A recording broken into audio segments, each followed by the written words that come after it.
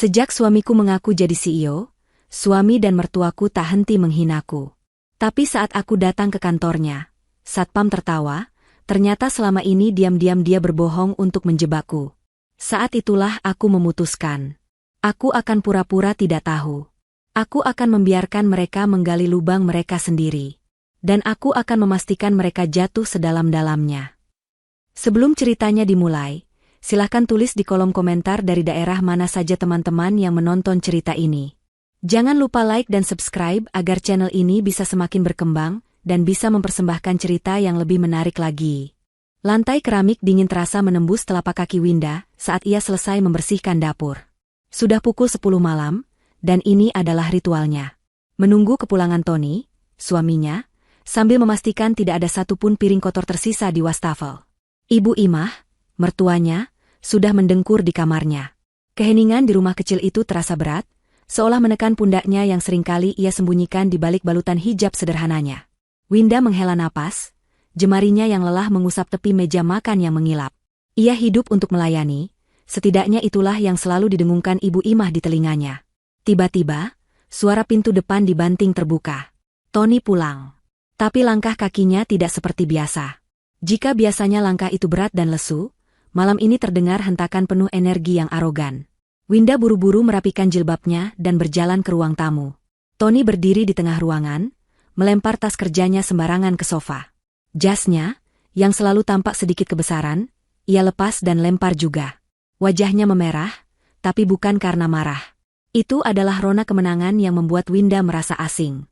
"Ibu, Winda," teriak Tony, suaranya menggelegar.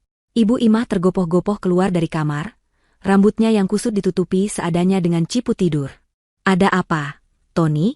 malam-malam teriak. "Kayak di hutan saja," gerutunya. Tony tidak peduli. Dia membusungkan dadanya, dagunya terangkat tinggi.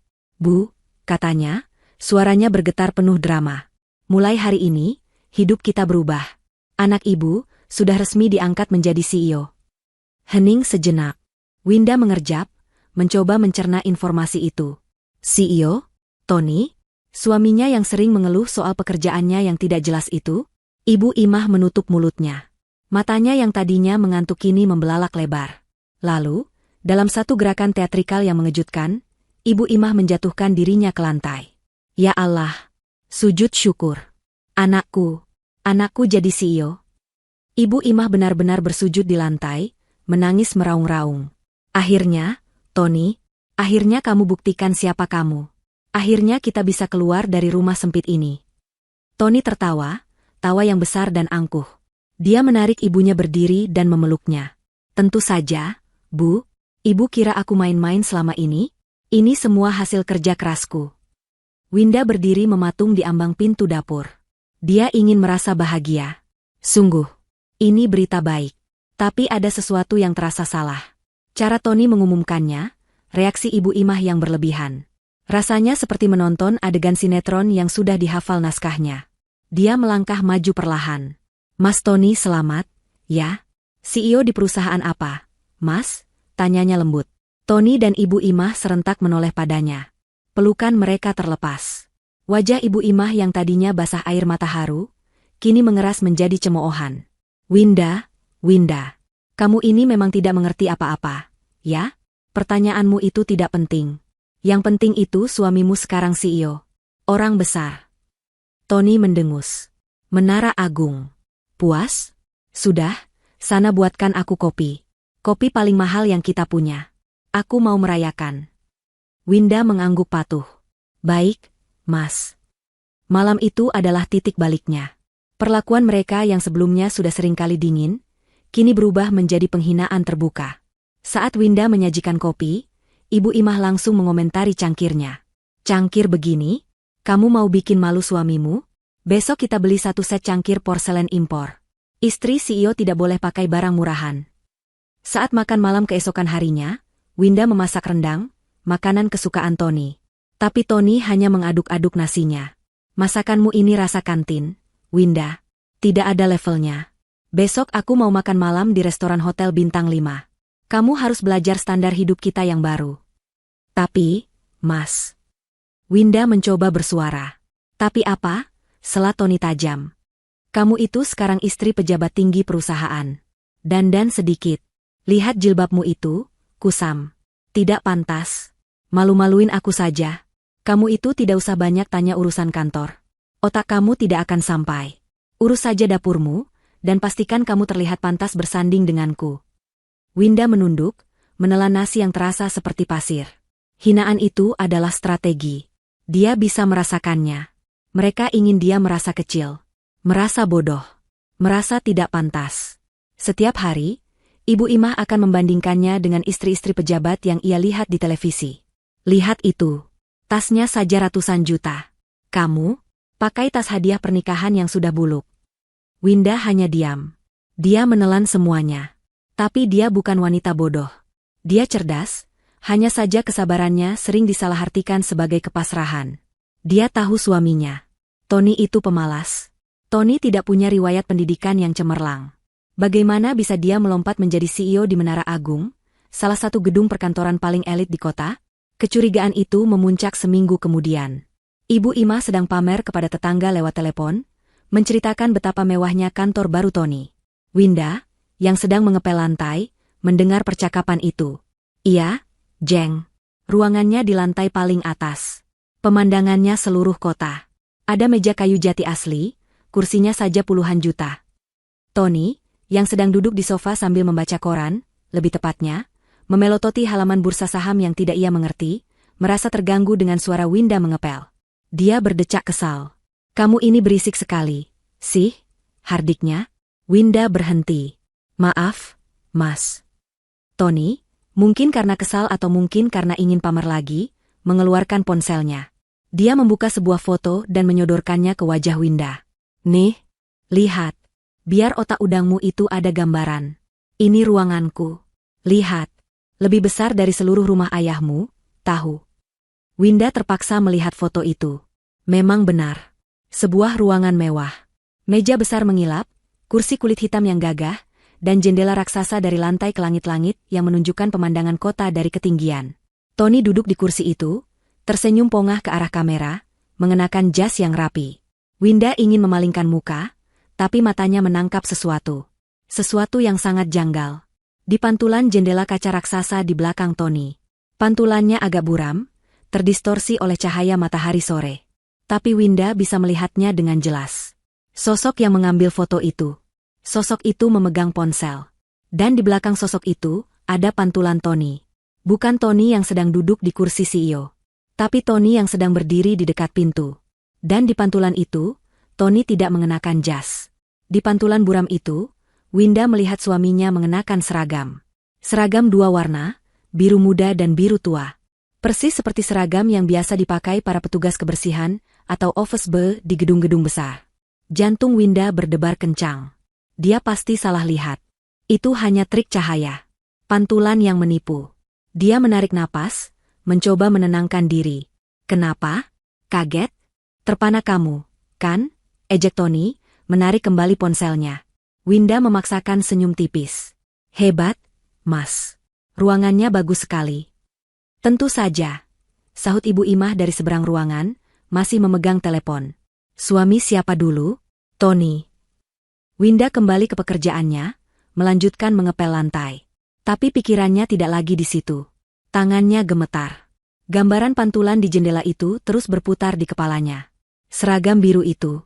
Kecurigaan yang tadinya hanya bisikan kecil, kini berubah menjadi lonceng alarm yang memekakan telinga. Ada sesuatu yang sangat salah dengan suaminya. Hari-hari berikutnya, tekanan di rumah itu semakin menjadi-jadi. Winda kini benar-benar diperlakukan seperti pembantu yang tidak dibayar.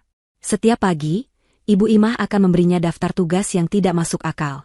Membersihkan setiap sudut rumah sampai mengilap, memasak 3 jenis lauk berbeda untuk sarapan Tony, dan memastikan kemeja, CEO, suaminya licin sempurna tanpa satu pun kerutan.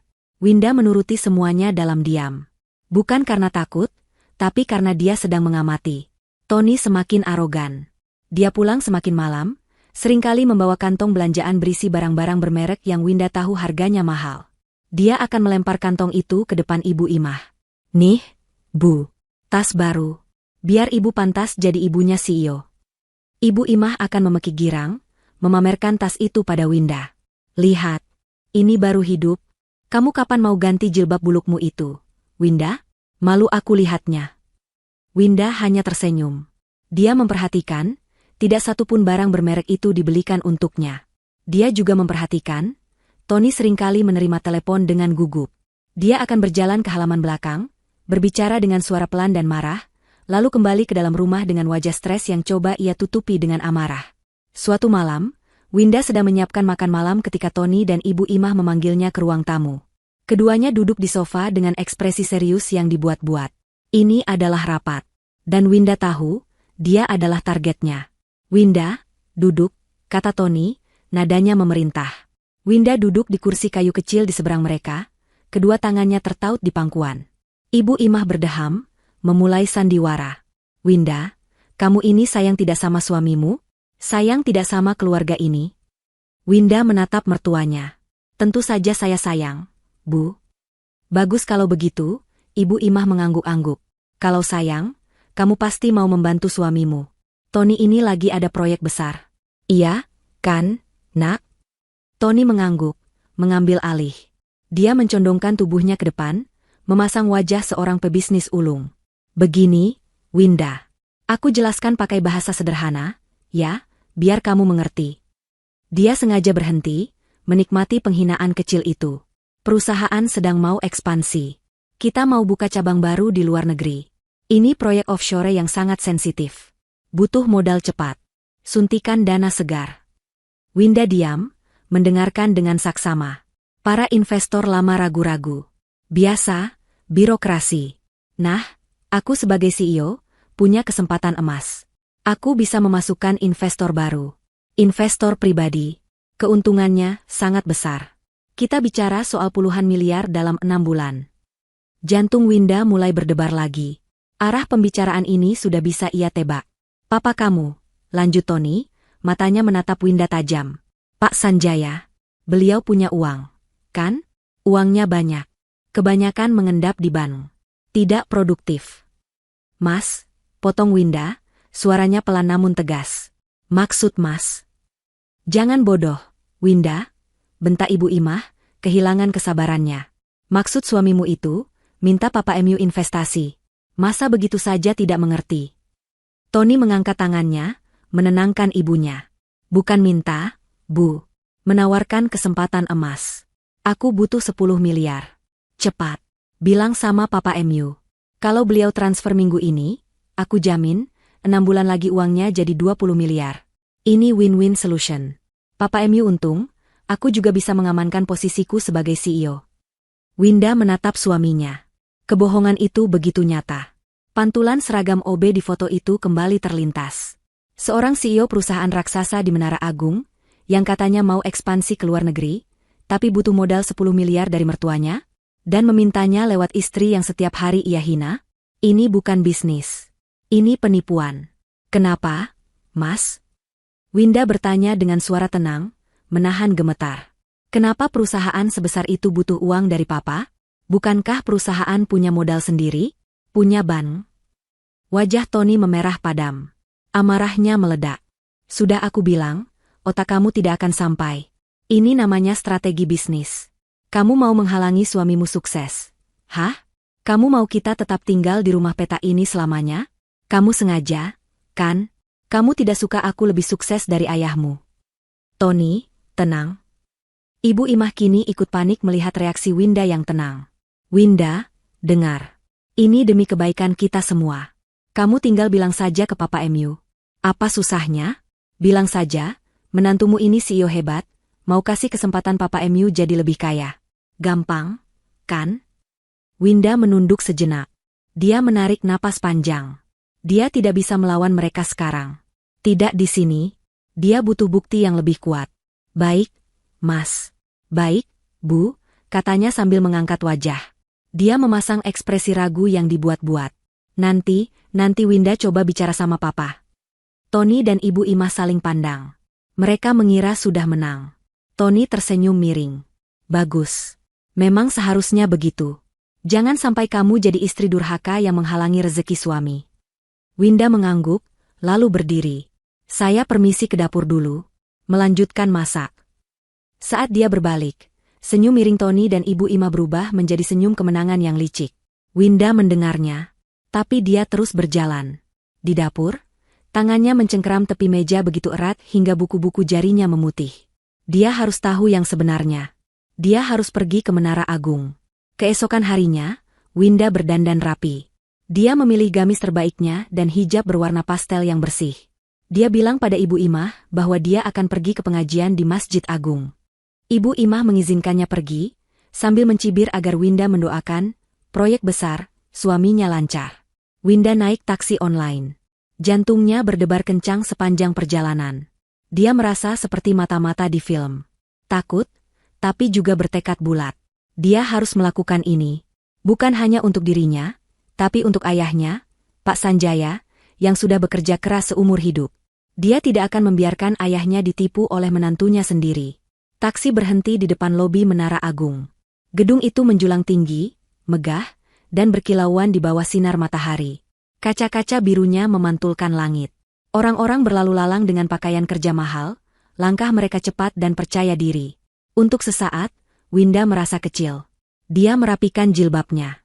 Mungkinkah dia yang salah? Mungkinkah Tony benar-benar bekerja di sini? Mungkinkah pantulan foto itu hanya imajinasinya? Dia menarik napas, melangkahkan kakinya masuk ke lobi yang dingin ber-AC. Lantainya terbuat dari marmer impor yang begitu mengilap, hingga dia bisa melihat bayangannya sendiri. Suasananya sibuk namun senyap. Hanya terdengar bunyi ketukan sepatu hak tinggi dan dering lift. Winda berjalan lurus ke meja resepsionis yang panjang dan modern. Seorang wanita muda berpenampilan sangat profesional, menatapnya dengan senyum ramah. "Selamat siang, Ibu. Ada yang bisa saya bantu?" Winda menelan ludah, mencoba membuat suaranya terdengar biasa. "Selamat siang, Mbak. Saya Winda. Saya mau bertemu dengan suami saya, Pak Tony. Beliau CEO di sini." Senyum ramah di wajah resepsionis itu tidak berubah, tapi matanya sedikit mengerut. "Pak Tony? Baik, Ibu. Boleh saya tahu nama lengkap beliau? Dan dari perusahaan apa?" "Tony Firmansyah," kata Winda. "Perusahaannya saya kurang yakin, Mbak. Beliau hanya bilang, beliau CEO di Menara Agung." Resepsionis itu mengangguk paham. Dia mulai mengetik di komputernya. Winda menunggu, jantungnya serasa ingin melompat dari dadanya. Dia memilin-milin ujung jilbabnya. Resepsionis itu menatap layar, mengerutkan kening, mengetik lagi, memeriksa daftar lain. Lalu dia melihat direktori besar di dinding. Dia kembali ke komputernya. Beberapa detik terasa seperti berjam-jam. Akhirnya, resepsionis itu mengangkat wajahnya. Senyumnya masih profesional, tapi ada nada bingung yang tidak bisa disembunyikan. "Maaf, Ibu Winda." Jantung Winda berhenti berdetak. "Saya sudah periksa direktori seluruh perusahaan di gedung ini," lanjut resepsionis itu. "Tidak ada nama Tony Firmansyah di jajaran direksi atau CEO kami." Mungkin salah eja," suara Winda bergetar. Resepsionis itu menggeleng pelan. "Saya sudah cari berdasarkan nama Tony saja. Tidak ada satupun CEO di seluruh gedung Menara Agung ini yang bernama Tony." Darah serasa mengalir dari wajah Winda. Kakinya lemas. Jadi benar. Semua itu bohong. Tapi suami saya." Resepsionis itu menatapnya dengan iba. "Maaf, Ibu. Mungkin suami Anda bekerja di gedung lain?" Winda tidak bisa berpikir. Kebohongan ini terlalu besar. CEO palsu. Untuk apa? Untuk menipu ayahnya. Rasa marah yang dingin mulai menjalar di hatinya. Dia harus pergi dari sini.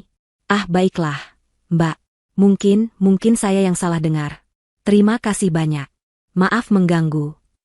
"Sama-sama, Ibu." Winda berbalik badan, berjalan terhuyung-huyung menuju pintu keluar. Kepalanya pusing. Jadi, apa pekerjaan Tony sebenarnya? Bagaimana dia bisa mengambil foto di ruang CEO itu?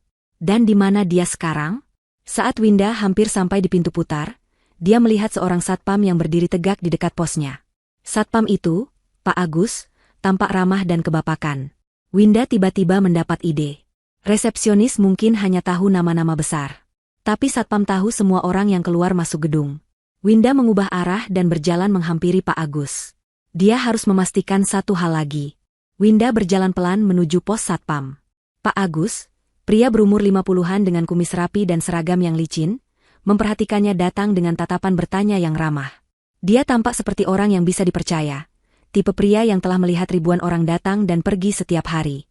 Winda menguatkan hatinya. Dia harus terdengar seyakin mungkin. "Permisi, Pak." Suara Winda sedikit bergetar, tapi dia memaksanya agar tetap stabil. Pak Agus tersenyum. "Iya, Bu. Ada yang bisa saya bantu?" "Begini, Pak. Saya Winda, istri dari Pak Tony. Beliau CEO di salah satu perusahaan di sini. Saya mau mengantarkan makan siang, tapi ponselnya tidak aktif. Tadi saya tanya resepsionis, tapi mereka tidak menemukan namanya." Winda sengaja mengucapkan kalimat itu, berharap Pak Agus bisa mengklarifikasi. Pak Agus mengerutkan keningnya dalam-dalam.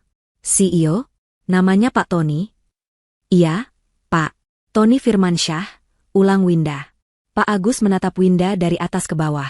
Tatapannya bukan merendahkan, tapi penuh kebingungan, seolah Winda baru saja memberitahunya bahwa langit berwarna hijau.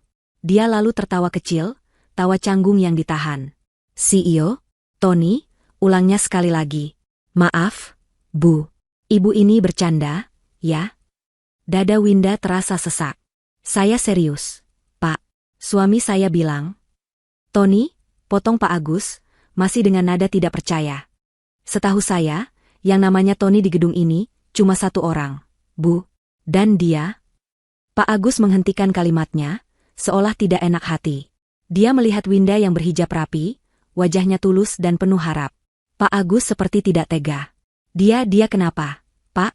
desak Winda, suaranya kini nyaris berbisik. Pak Agus menghela napas. Dia seperti membuat keputusan. "Ibu jangan tersinggung, ya. Tapi yang namanya Tony di sini, itu..."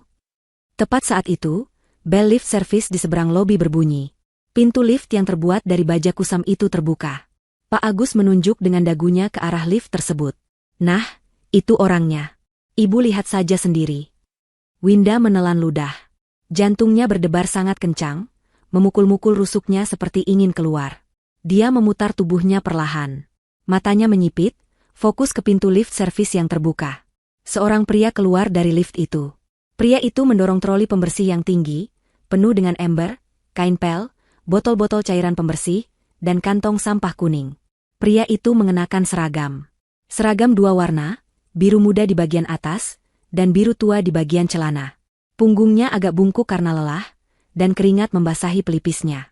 Pria itu berhenti sejenak untuk menyeka keringat di dahinya dengan lengan seragamnya. Dan Winda melihat wajahnya. Dunia Winda seakan berhenti berputar.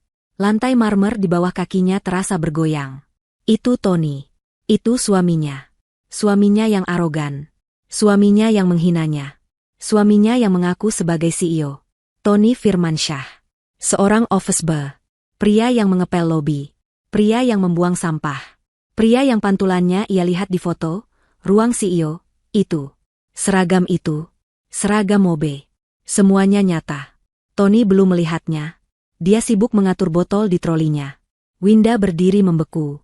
Napasnya tertahan di tenggorokan. Dia tidak bisa bergerak. Dia hanya bisa menatap. Menatap pria yang telah membohonginya, membohongi ibunya, dan kini berencana menipu ayahnya. Pak Agus menatap Winda dengan iba. "Itu Tony, Bu. Petugas kebersihan. Dia biasa shift malam, tapi hari ini dia tukar shift pagi. Orangnya baik, rajin." Winda tidak mendengar pujian Pak Agus. Telinganya berdenging. Tepat pada saat itu, seolah merasakan ada yang memperhatikannya, Tony mengangkat kepalanya. Pandangannya menyapu lobi yang ramai. Dan matanya terkunci pada Winda. Waktu benar-benar berhenti. Winda melihat rahang Tony jatuh. Matanya membelalak ngeri. Wajahnya yang tadi lelah dan berkeringat, kini berubah pucat pasi seperti mayat. Botol pembersih yang sedang ia pegang jatuh dari tangannya, menimbulkan bunyi keras di lantai marmer. Klang. Beberapa orang menoleh, termasuk Tony. Tapi matanya cepat-cepat kembali menatap Winda. Dia membeku di tempat, troli pembersihnya menjadi saksi bisu. Winda bisa melihat kepanikan murni di matanya. Ketakutan seorang penipu yang tertangkap basah. Semua emosi bergolak di dalam diri Winda. Rasa sakit, amarah, kecewa, penghinaan. Dia ingin berlari ke sana, menampar wajahnya, menjerit di depan semua orang. Pembohong, penipu. Tapi dia tidak melakukannya. Dalam sepersekian detik yang terasa seperti selamanya itu, otaknya bekerja dengan cepat. Jika dia membuat keributan sekarang, Tony akan punya alasan. Dia akan mengelak. Dia akan memutarbalikkan fakta. Dia akan menjadikan Winda terlihat seperti istri gila. Tidak. Dia tidak akan memberi Tony kepuasan itu. Rencana jahat suaminya dan ibu mertuanya melintas di benaknya. 10 miliar. Investasi. Harta ayahnya. Tidak. Permainan ini belum selesai. Dengan sisa kekuatan yang dia miliki, Winda mengalihkan pandangannya dari Tony. Dia memutuskan kontak mata itu. Dia menatap Pak Agus, yang memandangnya dengan prihatin. Lalu, Winda melakukan hal yang paling tidak terduga. Dia tersenyum. Senyum tipis yang dipaksakan. "Ah," katanya, suaranya gemetar tapi dia berusaha keras mengontrolnya. "Bukan, Pak. Bukan dia. Saya pasti salah gedung. Maaf, Pak. Suami saya tidak mirip dia." Winda segera mengeluarkan ponselnya dari dalam tas.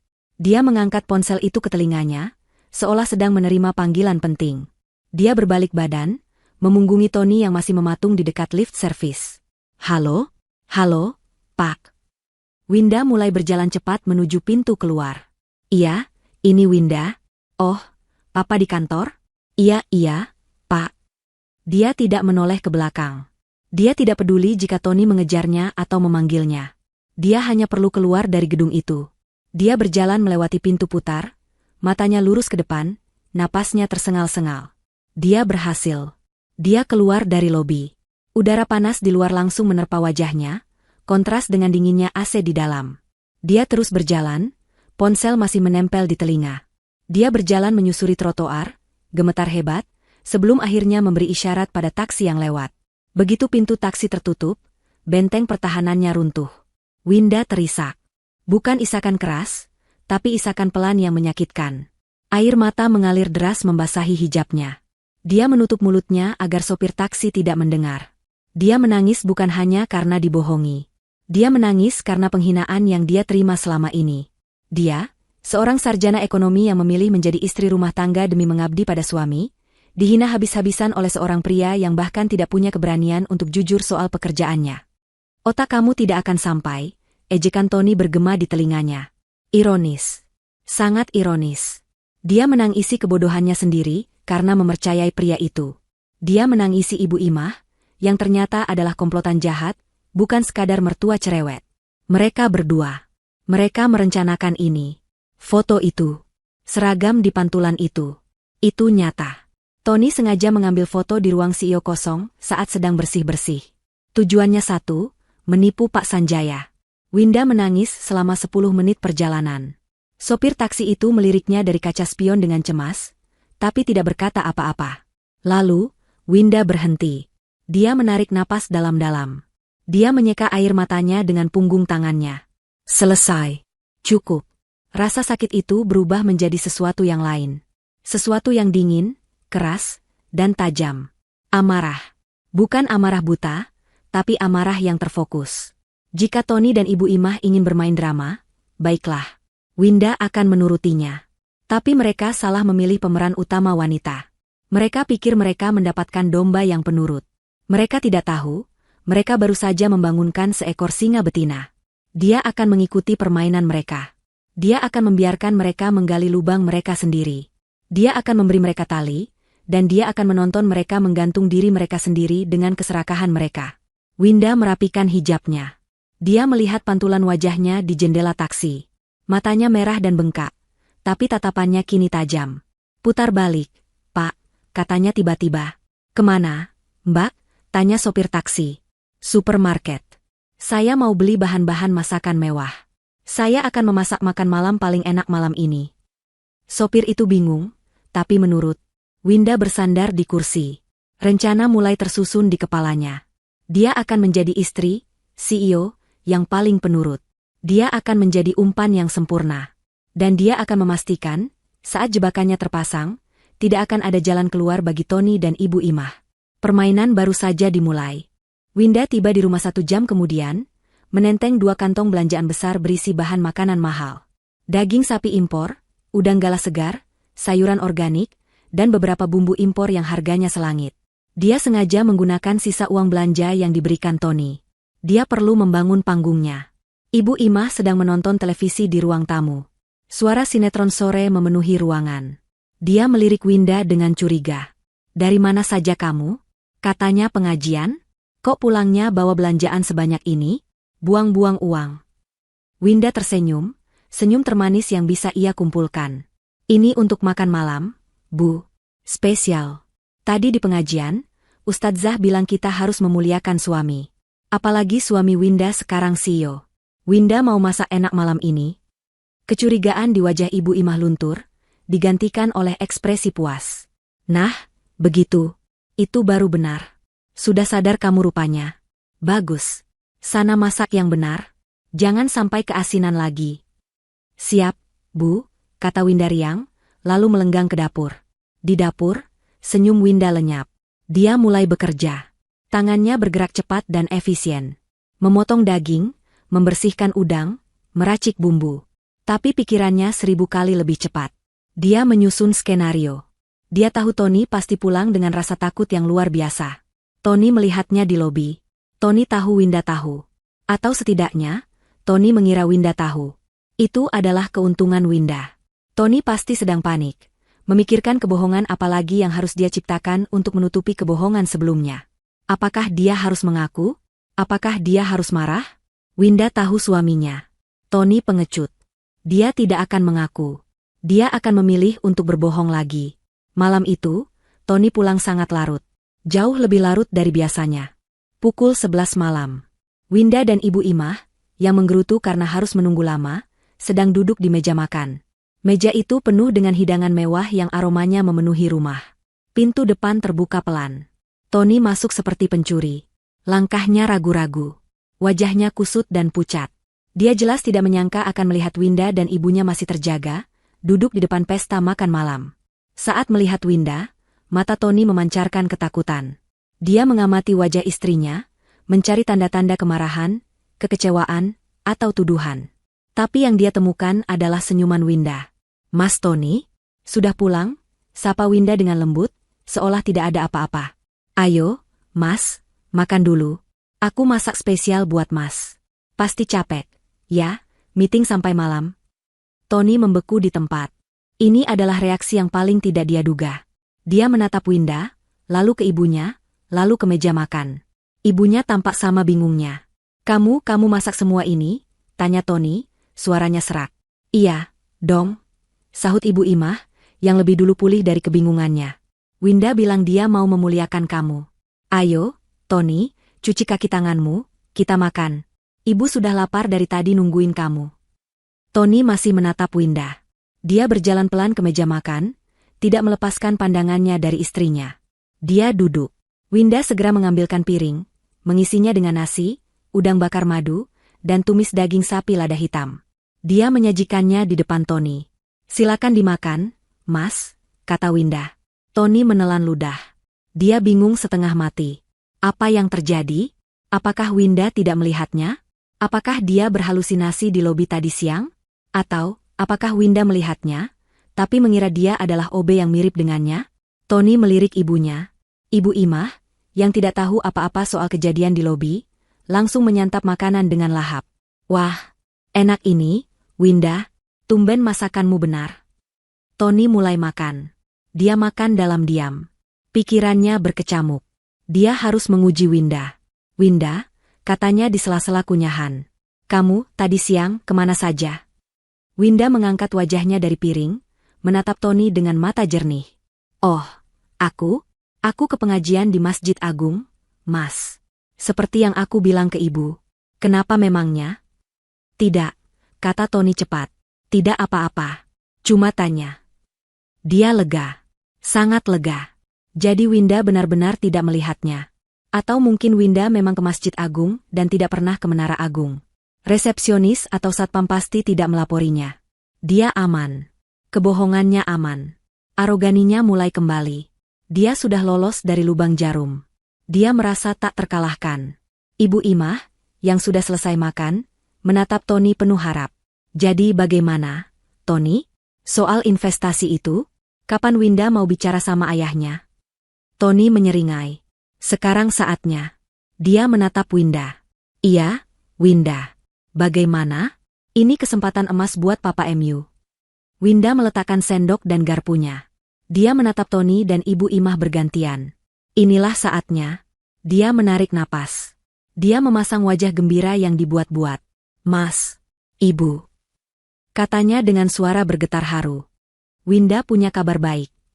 Tony dan Ibu Imah langsung mencondongkan tubuh ke depan. Mata mereka berbinar. Tadi siang, lanjut Winda, waktu aku di pengajian, aku kepikiran terus soal Mas Tony. Aku bangga sekali sama Mas. Jadi, aku telepon Papa. Jantung Tony berdebar. Ini dia. Aku telepon Papa. Ulang Winda, nyaris memekik. Aku ceritakan semuanya. Aku bilang suamiku sekarang CEO hebat di Menara Agung. Aku bilang Mas Tony lagi ada proyek besar mau ekspansi ke luar negeri. Lalu Papa MU bilang apa? Desak Ibu Imah tidak sabar, mencengkeram lengan Tony. Winda tersenyum lebar.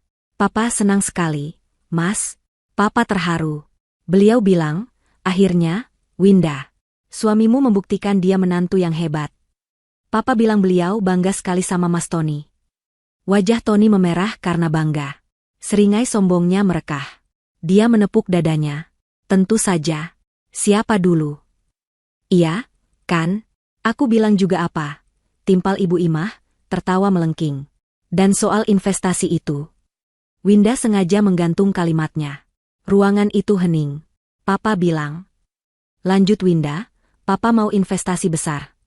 Berapa? Teriak Ibu Imah dan Tony hampir bersamaan. Papa tidak sebut angkanya, tapi beliau bilang, investasi besar. Papa percaya penuh sama Mas Tony, kata Winda.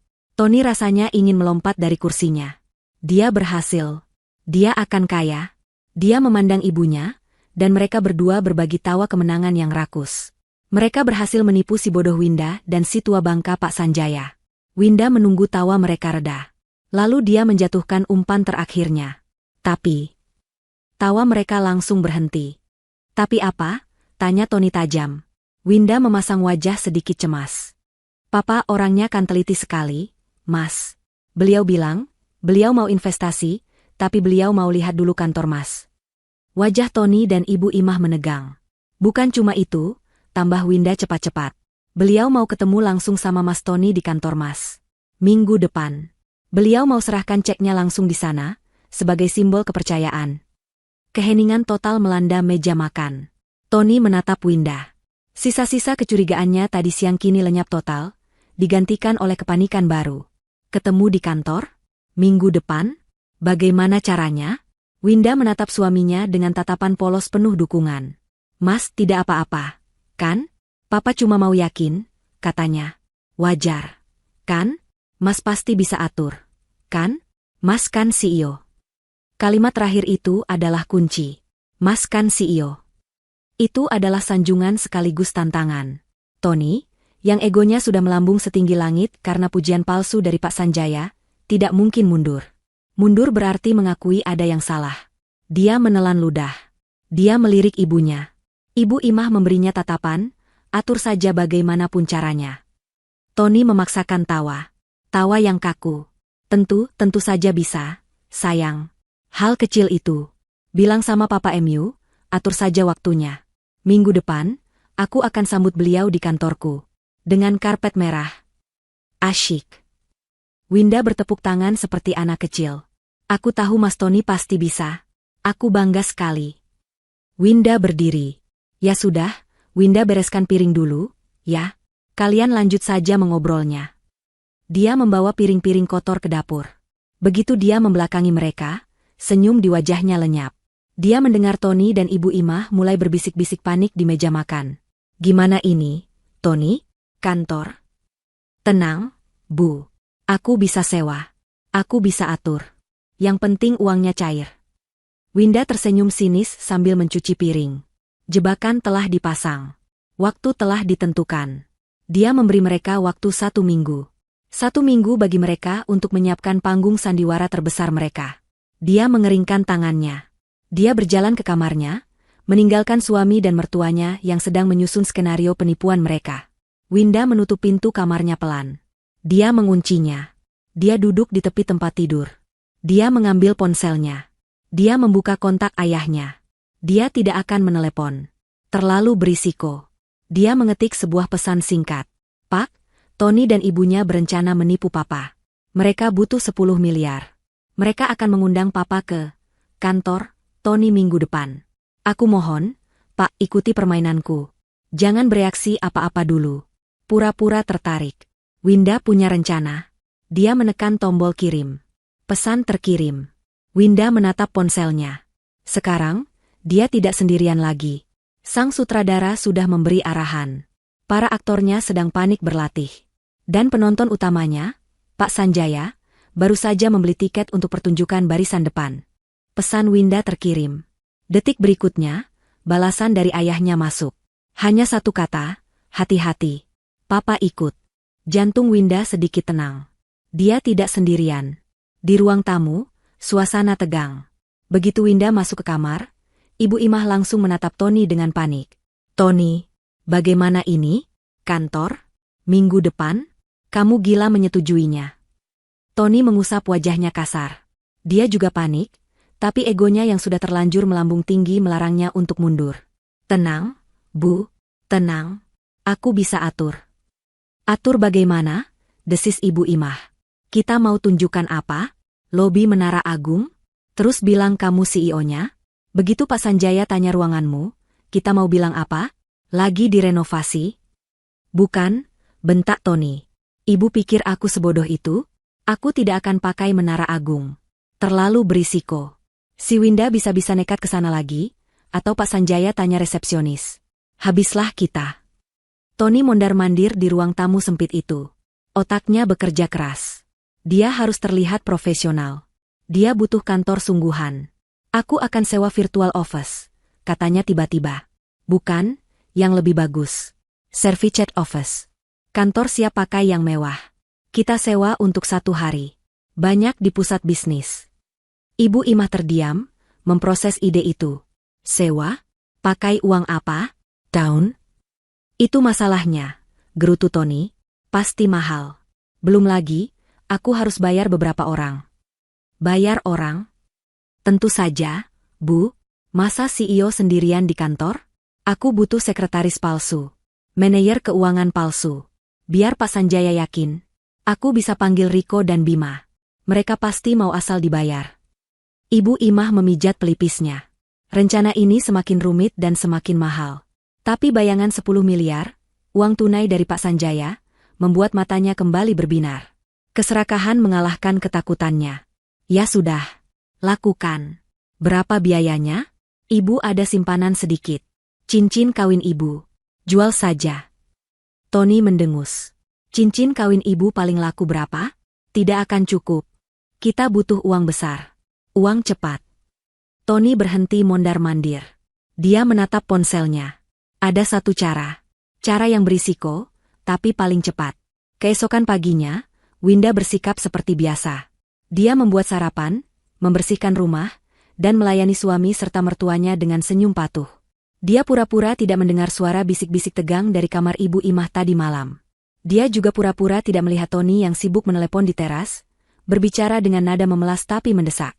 Siang itu, Winda izin keluar lagi. Kali ini dia bilang mau membeli benang rajut. Ibu Imah mengizinkannya, terlalu sibuk memikirkan rencana besar mereka. Tapi Winda tidak pergi ke toko benang. Dia kembali ke Menara Agung. Dia menemui Pak Agus, sang satpam, di posnya. Pak Agus, sapa Winda lembut. Pak Agus tampak kaget melihatnya. Loh, Ibu ada apa lagi?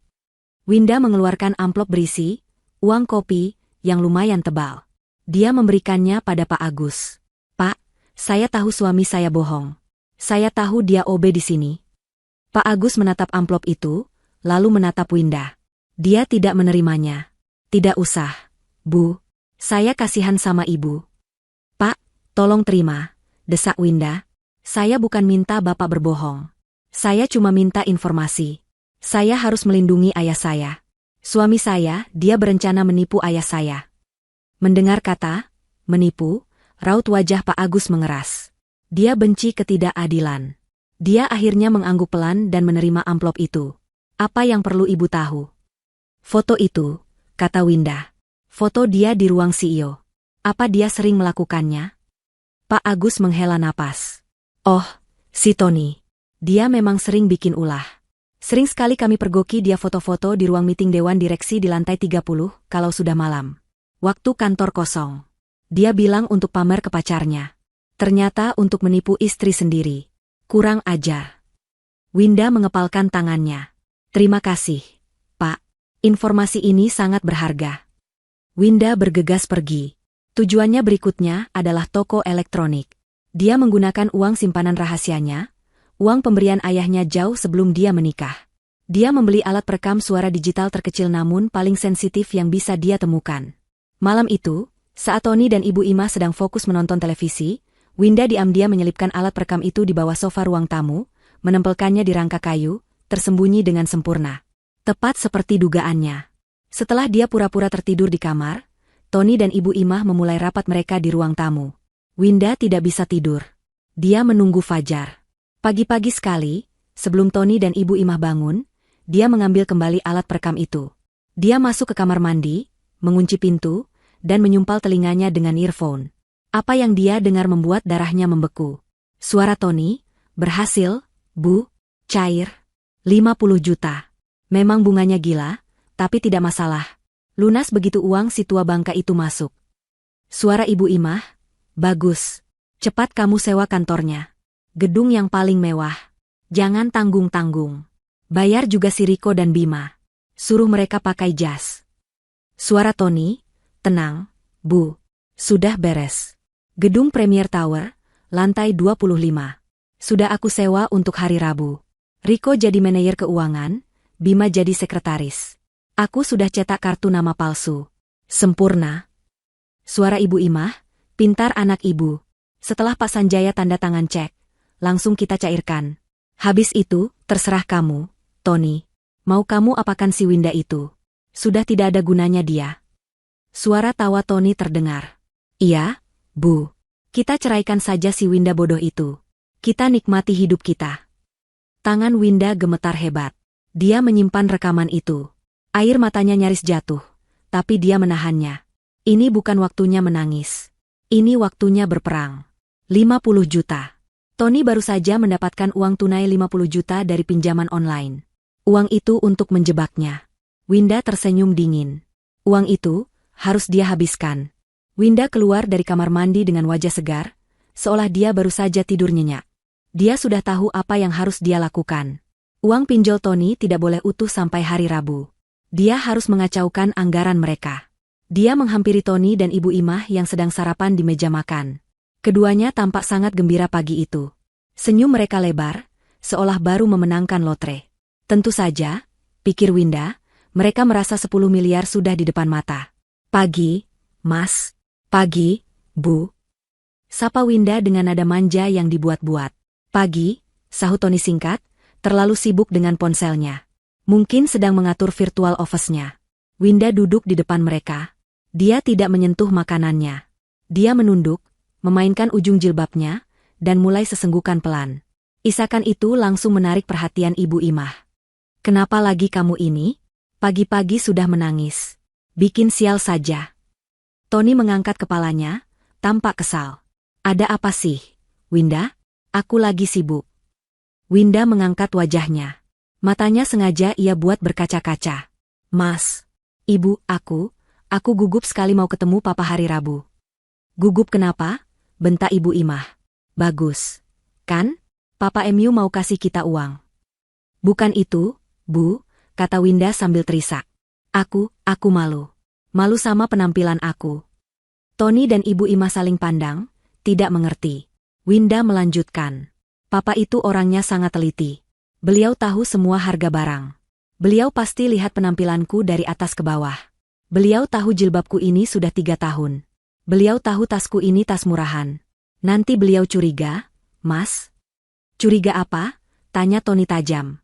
Curiga, masa istri seorang CEO penampilannya begini kusam? Masa istrinya tidak terawat? Nanti Papa berpikir Mas ini bohong. Nanti Papa tidak jadi investasi. Winda mengucapkan kalimat terakhir itu dengan nada panik. Perkataan Winda menusuk tepat di ketakutan terbesar mereka. Tony terdiam. Dia melihat Winda. Benar juga. Winda dengan gamis lamanya dan jilbab kusamnya memang tampak menyedihkan. Ayahnya yang kaya raya pasti akan curiga. Terus kamu maunya apa? Tanya Tony, suaranya sudah tidak sabar. Winda menatap suaminya dengan mata berbinar. Mas kan baru dapat bonus besar? Winda sengaja menyebut itu, dia tahu Tony baru dapat uang. Belikan aku perlengkapan baru, Mas. Biar aku pantas jadi istri CEO. Biar papa yakin 100%. Belikan aku tas baru, perhiasan, baju baru yang bagus. Ya, Mas. Ini demi kelancaran rencana kita, kan? Apa? Wajah Tony memerah. Uang. Lagi-lagi uang. Kamu gila? Aku tidak punya uang untuk foya-foya. Uang itu untuk operasional kantor. Operasional apa? Tanya Winda polos. Kantor Mas kan sudah besar. Kamu tidak mengerti, bentak Tony. Tapi di luar dugaan, Ibu Imah menepuk paha Tony. Tony, tunggu, katanya pelan. Ibu Imah menatap Winda, berpikir keras. Otak liciknya bekerja. Benar juga kata Winda. Ibu, pekik Tony, tidak percaya ibunya memihak Winda. Dengar dulu, potong Ibu Imah. Penampilan Winda itu penting. Itu bagian dari presentasi kita. Pak Sanjaya itu orang kaya, matanya jeli. Kalau dia lihat anaknya masih pakai barang buluk, dia pasti berpikir bisnis kamu belum stabil. Dia bisa ragu. Kita tidak boleh gagal di detik-detik terakhir. Winda dalam hati bersorak. Keserakahan Ibu Imah adalah sekutu terbaiknya. Ibu Imah menatap Tony. Belikan. Turuti saja maunya. Anggap saja ini investasi tambahan. Setelah 10 miliar cair, kamu bisa beli pabrik tasnya sekalian. Tony tampak frustrasi. Dia terjebak. Dia baru saja dapat 50 juta. Dia tidak bisa bilang tidak punya uang. Di satu sisi, dia harus menyewa kantor dan aktor. Di sisi lain, dia harus mendandani istrinya agar penipuan ini terlihat meyakinkan. Arg. Baiklah, teriak Tony sambil membanting sendoknya. Baik. Siap-siap kamu. Kita ke mall sekarang. Tapi jangan banyak tingkah. Beli yang perlu saja. Iya, Mas. Terima kasih, Mas. Winda tersenyum penuh kemenangan. Hari itu, Tony terpaksa membawa Winda ke mall paling mewah di kota. Dengan hati yang terbakar amarah, dia menggesek kartu debitnya, menghabiskan uang pinjol berbunga tinggi itu.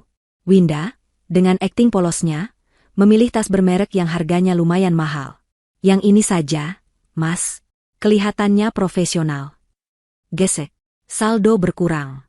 Winda memilih set gamis dan hijab desainer. Warnanya kalem. Mas, kelihatan mahal. Gesek. Saldo berkurang lagi. Winda berhenti di toko perhiasan.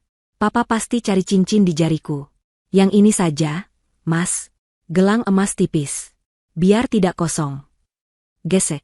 Dalam 3 jam, Tony telah menghabiskan hampir 20 juta dari uang pinjolannya. Wajahnya pucat. Uang untuk menyewa kantor dan membayar Riko Bima menipis. Saat mereka berjalan pulang ke parkiran, Winda menenteng semua tas belanjaannya dengan wajah berseri-seri. Tony menggerutu di belakangnya. Di tengah kekesalannya, Tony tidak sadar Winda sedang mengirim pesan singkat ke ayahnya. Pak, aku berhasil kuras sebagian uangnya. Mereka makin panik. Hari Rabu, di Premier Tower, lantai 25. Pastikan papa siap. Di rumah, Ibu Imah menyambut mereka. Dia memeriksa barang-barang belanjaan Winda dengan mata berbinar. Bagus. Bagus. Nah, begini baru pantas jadi menantuku. Ibu Imah kemudian menatap Tony yang sedang duduk merosot di sofa. Sudah, jangan lemas begitu.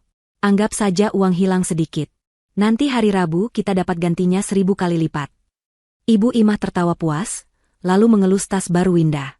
Sabar, ya, nak Tony. Nanti kalau uang Papa Sanjaya sudah cair, kita beli pabrik tasnya. Winda, yang sedang pura-pura mencoba perhiasan barunya di depan cermin, tersenyum dingin. Dia mendengar kalimat itu. Kalimat yang sama persis dengan yang ada di rekamannya. Dia mengepalkan tangannya. Hari Rabu. 2 hari lagi. Hari penghakiman untuk Tony dan Ibu Imah. Hari Rabu. Hari haji udara di rumah kecil itu terasa sesak oleh antisipasi. Tony mondar-mandir di ruang tamu, mengenakan jas sewaan yang agak mengilap dan sedikit sempit di bahu. Dia sudah menyemprotkan parfumnya secara berlebihan, mencoba menutupi bau keringat dingin yang menguar dari tubuhnya. Uang pinjolannya sudah menipis drastis. Setelah dipakai, Winda belanja 20 juta, dan dia membayar sewa kantor mewah serta gaji Riko dan Bima. Uangnya tinggal sisa sedikit untuk operasional. Dia bertaruh besar hari ini. Ibu Imah tidak kalah heboh. Dia mengenakan gamis brokat paling meriah yang dia punya, warnanya kuning menyala. Kerudungnya penuh dengan payet berkilauan. Riasan wajahnya tebal dan menor. Dia tampak seperti orang yang baru pertama kali melihat kemewahan dan ingin menelannya bulat-bulat. Winda, sebaliknya, tampak tenang dan elegan. Dia mengenakan setelan gamis dan hijab desainer yang dibelikan Tony. Warnanya kalem, riasannya tipis. Tas bermerek baru itu tersampir anggun di bahunya. Dia adalah gambaran sempurna seorang istri pengusaha sukses yang santun. Dia adalah umpan yang sempurna. Ayo, cepat, bentak Tony pada Winda yang sedang mengunci pintu. Jangan sampai Papa MU menunggu. Kesan pertama itu penting. Winda hanya mengangguk patuh. Mereka bertiga masuk ke taksi online yang sudah dipesan Tony. Perjalanan menuju pusat kota terasa hening. Tony terus-menerus merapikan dasinya yang miring, sementara Ibu Ima sibuk bersuah foto di dalam taksi, memamerkan perhiasan imitasi di pergelangan tangannya. Mereka tiba di Le Ciel, restoran Prancis paling mahal di puncak gedung pencakar langit. Restoran itu dipilih sendiri oleh Pak Sanjaya. Ini adalah jebakan pertama. Tony menelan ludah saat melihat daftar harga di menu yang dipajang di lobi restoran. Harga satu porsi steak di sini setara dengan gaji OB-nya selama 2 minggu. Ayo, Mas. Papa sudah menunggu di dalam, kata Winda lembut, seolah tidak menyadari kegelisahan suaminya. Seorang pelayan mengantar mereka ke meja terbaik di dekat jendela, dengan pemandangan seluruh kota.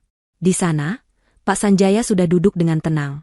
Beliau mengenakan kemeja batik tulis yang sederhana namun berwibawa. Dia tampak santai, berbeda sekali dengan Tony yang kaku seperti robot. Papa, sapa Winda, mencium tangan ayahnya. Winda, nak.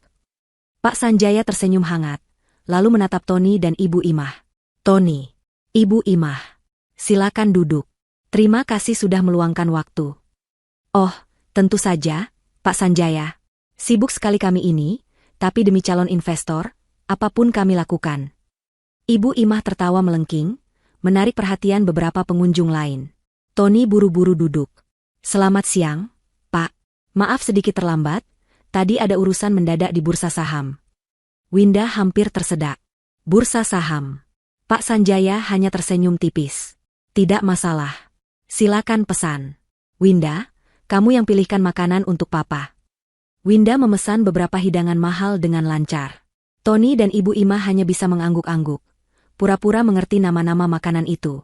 Setelah pelayan pergi, suasana menjadi serius. Pak Sanjaya menautkan jari-jarinya di atas meja. Jadi, Tony, Winda sudah cerita banyak soal kesuksesan kamu. CEO di Menara Agung, ya? Saya dengar mau ada ekspansi besar. Inilah saatnya. Tony berdeham. Dia mengeluarkan beberapa lembar kertas yang sudah dia cetak, berisi grafik palsu dan angka-angka omong kosong. Betul, Pak. Kami sedang dalam proses finalizing proyek offshore di Singapura. Ini prospeknya sangat profitable. Kami bicara soal return of investment yang masif. Tony mulai mempresentasikan bisnis palsunya. Dia menggunakan semua istilah bisnis yang dia hafal dari internet. Diversifikasi aset, akuisisi strategis, pangsa pasar baru. Winda menunduk, menahan senyum sinisnya. Suaminya bahkan salah mengucapkan kata akuisisi. Ibu Imah menambahkan bumbu. Betul itu, Pak Sanjaya. Tony ini otaknya encer sekali. Semua direksi di kantornya tunduk sama dia. Tiap hari meeting terus. Kadang saya kasihan, pulangnya malam terus. Pak Sanjaya mendengarkan semua itu dengan saksama. Dia mengangguk-angguk. Dia tidak membantah. Dia tidak bertanya detail. Dia hanya mendengarkan. Setelah Tony selesai dengan presentasinya yang gagap, dia menatap Pak Sanjaya dengan tegang. Menunggu reaksi. Pak Sanjaya bersandar di kursinya. Dia tersenyum lebar. Luar biasa, Tony. Luar biasa. Tony dan Ibu Imah tercengang. Semudah itu? Papa bangga sekali sama kamu. Lanjut Pak Sanjaya. Papa tidak salah pilih menantu. Kamu pekerja keras. Winda beruntung punya suami seperti kamu. Dan Papa beruntung punya menantu pebisnis hebat. Wajah Tony memerah karena bangga. Egonya melambung menembus atap restoran. Dia berhasil. Dia menipu pengusaha besar. Karena itu, kata Pak Sanjaya, nadanya mantap. Papa putuskan. Papa akan investasi. Ibu Imah menutup mulutnya, menahan pekikan. 10 miliar, kata Pak Sanjaya tegas. Mata Tony dan Ibu Imah membelalak liar. Mereka tidak bisa bernapas. Uang itu nyata. Papa sudah siapkan semuanya. Pak Sanjaya meraih tas kerjanya yang diletakkan di kursi sebelahnya. Dia mengeluarkan sebuah map kulit berwarna biru tua yang tebal. Dia meletakkannya di atas meja, di antara piring-piring mahal yang baru saja datang. Kita selesaikan ini sekarang, kata Pak Sanjaya. Ini kontrak investasinya.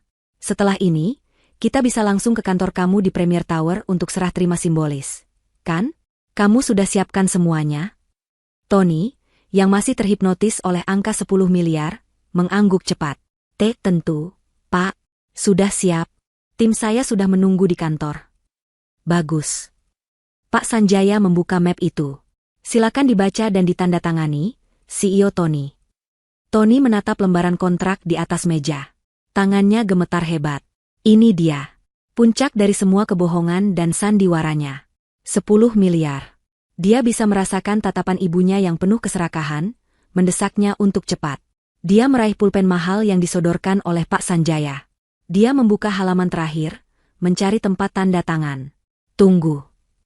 Suara tenang Pak Sanjaya menghentikan gerakan tangan Tony. Tony mendongak. Wajah ayah mertuanya tidak lagi tersenyum ramah. Wajahnya datar, dingin, dan penuh perhitungan. Jangan buru-buru, Tony, kata Pak Sanjaya. Papa ini orang kuno. Papa selalu percaya, perjanjian harus dibaca dengan teliti. Apalagi ini menyangkut uang besar. Jantung Tony mulai berdebar tidak karuan. Iya, Pak. Tentu. Pak Sanjaya membalik beberapa halaman ke tengah kontrak. Dia menunjuk satu pasal dengan jari telunjuknya. Papa cuma mau kamu baca satu pasal ini. Pasal 5. Ini pasal standar di semua kontrak bisnis Papa. Pasal tentang kepercayaan dan konsekuensi. Coba kamu baca keras-keras. Tony menelan ludah. Ruangan restoran yang ramai tiba-tiba terasa senyap. Dia mencondongkan tubuhnya. Matanya menyapu tulisan di pasal 5. Dia membacanya dengan suara pelan dan bergetar. Pasal 5. Jaminan keterangan.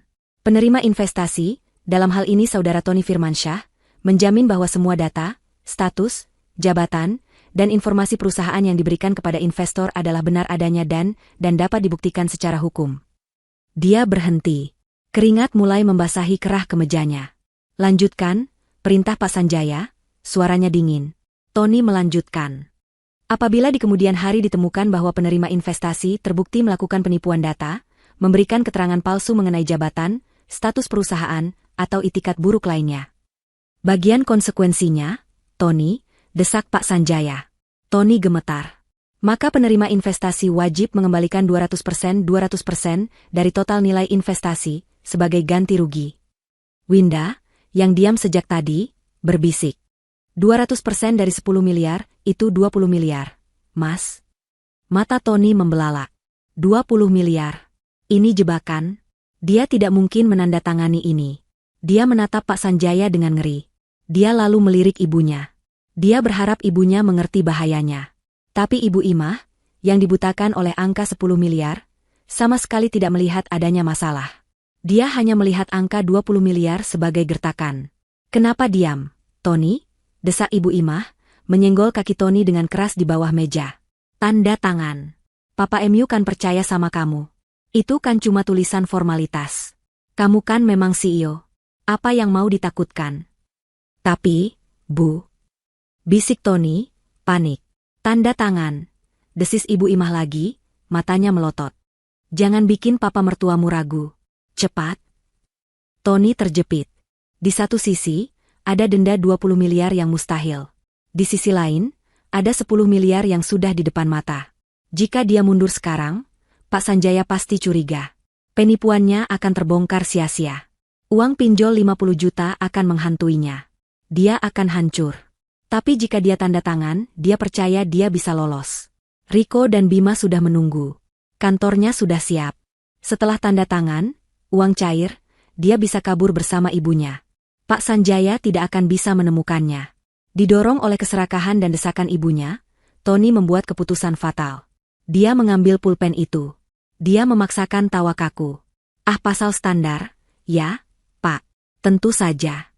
Saya mengerti. Saya kan CEO betulan, jadi tidak ada yang perlu dikhawatirkan. Dengan tangan yang basah oleh keringat, Tony membubuhkan tanda tangannya di atas meterai.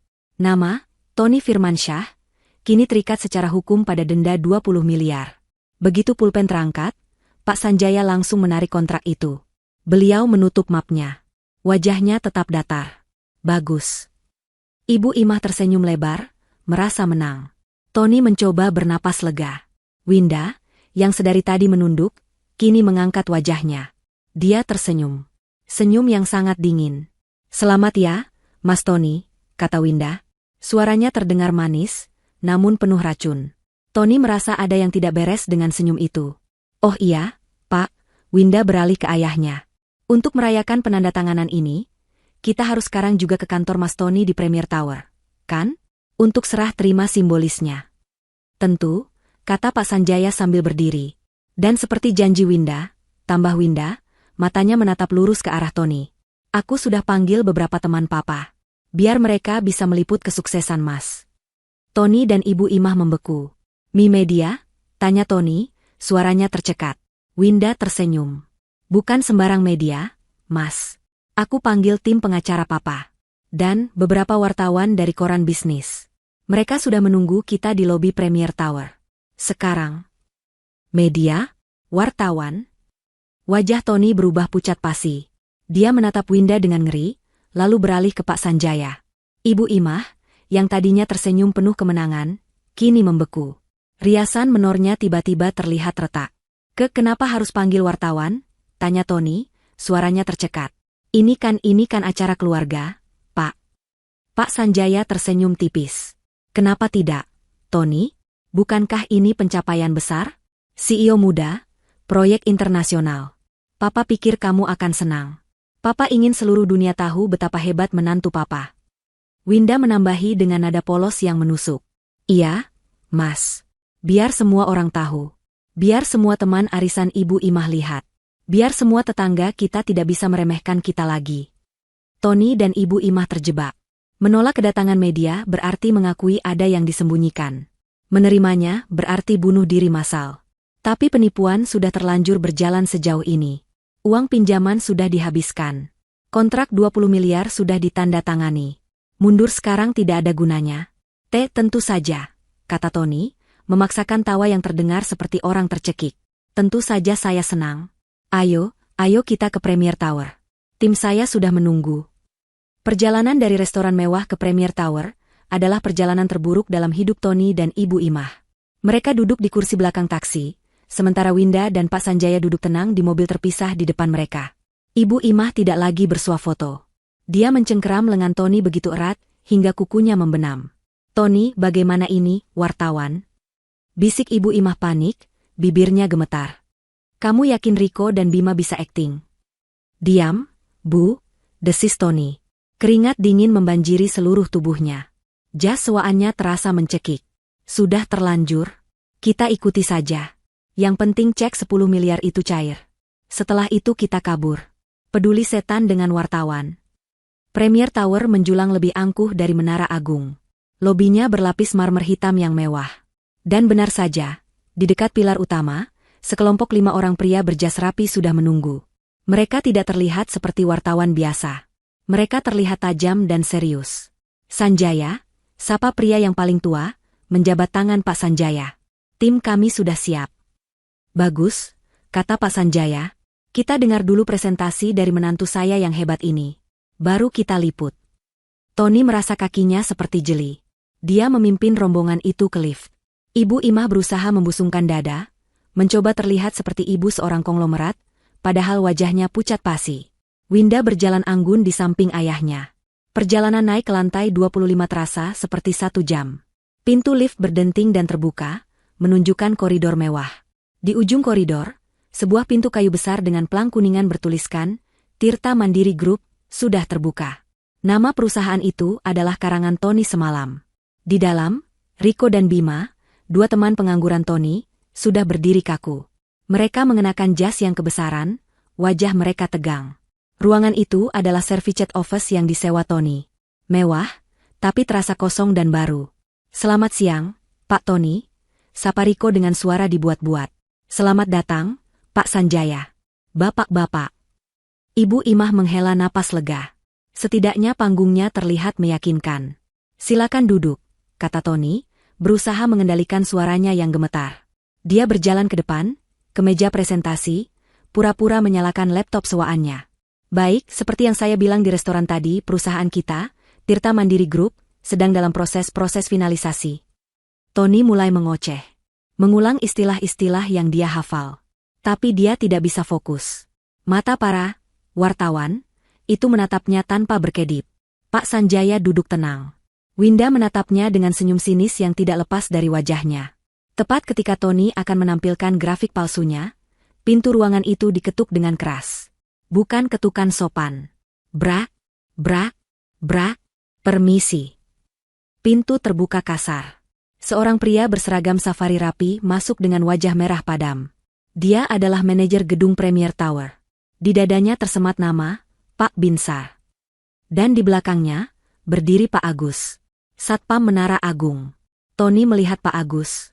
Darah serasa tersedot dari wajahnya. Dia membeku. Maaf, kata Pak Binsar dengan nada tinggi. Siapa yang bertanggung jawab di sini? Saudara Tony Firmansyah?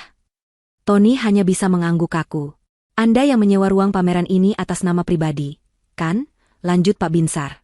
Wajah Ibu Imah berubah bingung. Ruang pameran? Sewa? Pak Binsar tertawa sinis. Iya, Bu. Ini servicet office harian. Bukan kantor permanen. Dan Anda, dia menunjuk Tony, sudah melanggar aturan sewa. Anda membawa media dan rombongan tanpa izin. Anda membuat keributan. Kontrak sewa Anda saya batalkan. Silakan keluar sekarang juga. Ibu Imah ternganga. Sewa harian? Pak Sanjaya berdiri. Sabar, Pak Binsar. Saya investornya. Saya yang mengundang rekan-rekan ini. Pak Binsar menatap Pak Sanjaya. Oh, Bapak investornya? Kalau begitu Bapak sedang ditipu. Orang ini, dia menunjuk Tony lagi, bukan CEO. Dia penyewa 1 hari.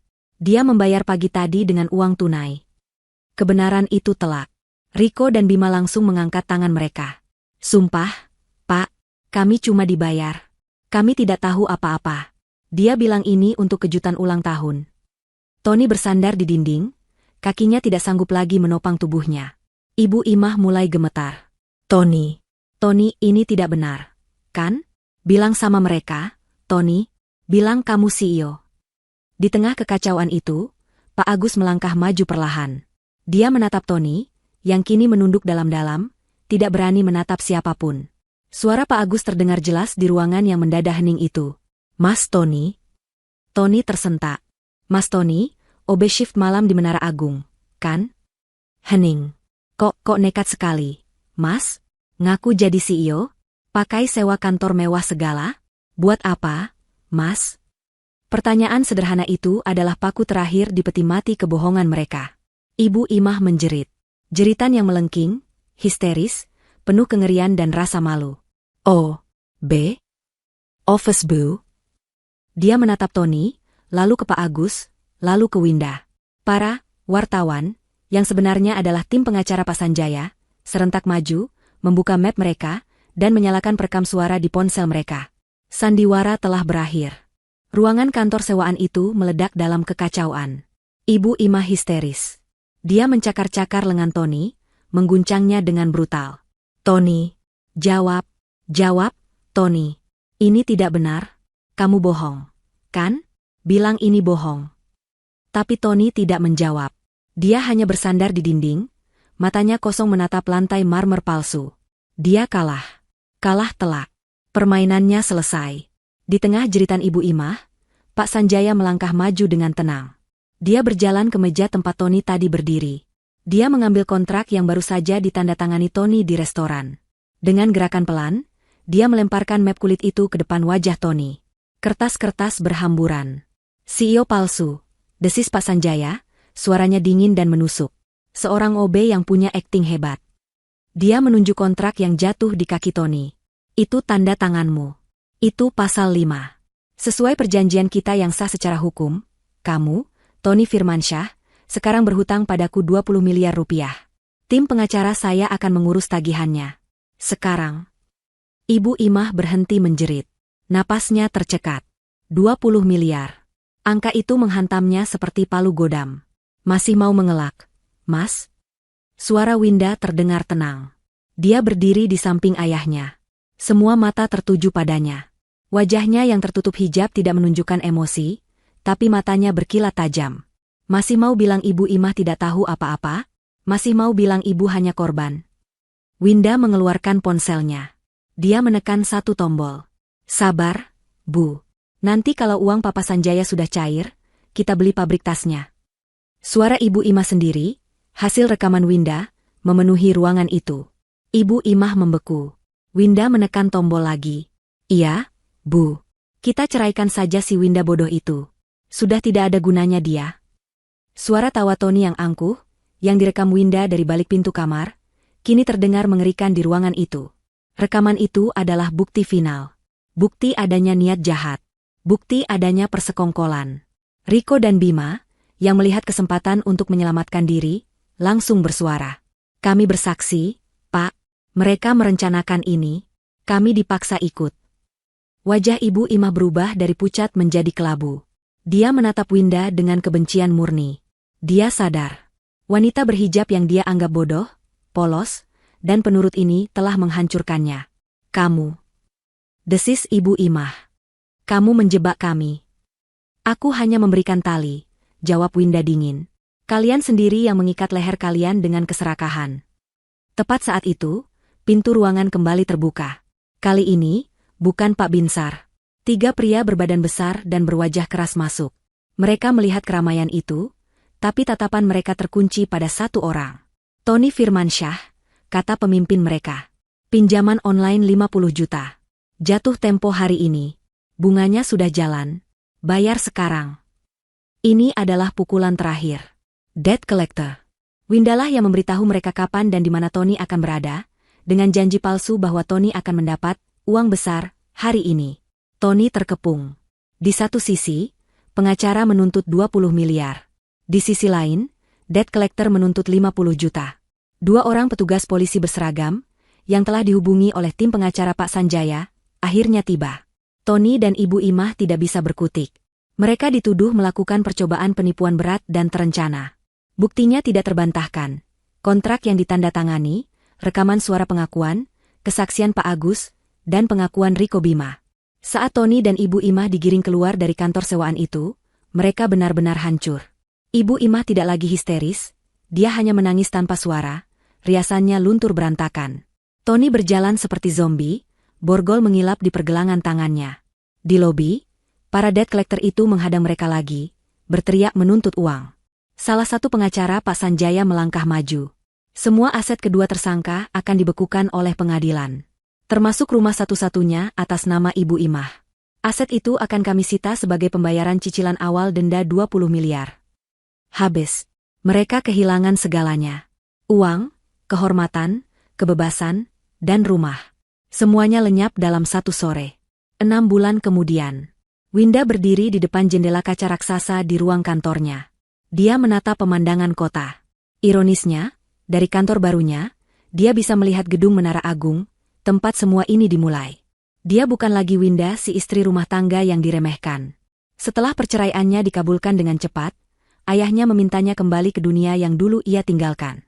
Winda kini adalah direktur pengembangan bisnis di perusahaan ayahnya, Sanjaya Group. Dia adalah CEO dalam arti yang sesungguhnya. Dia baru saja selesai memimpin rapat akuisisi perusahaan baru. Rapat berjalan lancar. Dia berjalan keluar ruangan, stafnya mengangguk hormat. Presentasi yang bagus, Bu Winda. Terima kasih. Lanjutkan proposalnya, jawabnya tegas namun ramah. Di koridor, seorang OB muda tidak sengaja menyenggol trolinya, hingga menumpahkan sedikit air di lantai. OB itu panik melihat Winda. Maaf, Bu, maaf. Saya akan bersihkan. Winda berhenti. Dia tersenyum. Senyum yang tulus. Tidak apa-apa, Mas. Hati-hati, ya. Lantainya licin. Semangat kerjanya. OB itu tertegun melihat kebaikan Winda, lalu tersenyum lega. Baik, Bu. Terima kasih. Winda melanjutkan langkahnya. Dia tiba di lobi gedungnya sendiri. Pintu mobil sedan mewah terbuka. Pak Agus, dengan seragam security pribadi yang gagah, membukakan pintu untuknya. Setelah insiden itu, Pak Sanjaya merekrut Pak Agus sebagai kepala keamanan pribadi Winda. Mobil siap, Bu Winda, kata Pak Agus hormat. Terima kasih, Pak Agus. Winda masuk ke mobil. Dia bersandar di kursi kulit yang nyaman. Dia teringat hari itu. Hari di mana dia melihat suaminya mendorong troli pembersih. Rasa sakit itu sudah lama hilang. Yang tersisa hanyalah rasa syukur atas kebenaran yang terungkap. Dia mengambil ponselnya, menelepon ayahnya. Halo, Pak. Rapatnya sukses. Aku pulang sekarang. Dia menutup telepon, menatap matahari terbenam yang mewarnai langit Jakarta, dan tersenyum damai.